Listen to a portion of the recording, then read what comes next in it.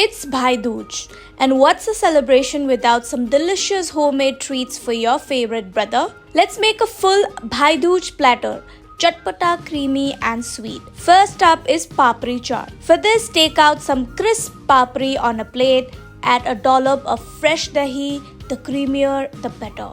Now sprinkle some salt, a little chaat masala. Now add boiled potatoes, chop onions and tomatoes for that perfect bite. Now go in with more dahi, some tangy tamarind chutney and spicy hari chutney.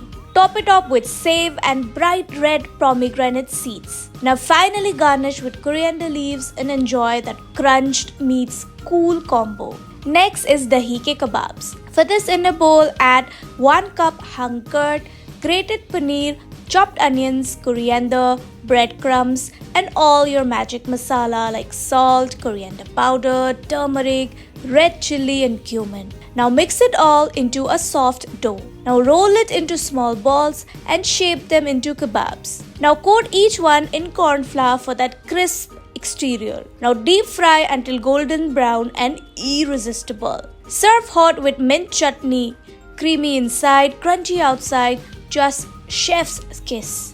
And finally, the festive sweet twist, Mithai Kheer. Got leftover mithai from Diwali? Don't waste it. Turn it into something magical. Now in a pan, heat 500 ml milk, add grated coconut and stir well. Now crumble in your leftover mithai and let it melt into the milk. Now add half a cup of sugar, chop almonds and simmer till thick and luscious. Your rich Mithai Kheer is ready. Now garnish with dry fruits and serve chill or warm.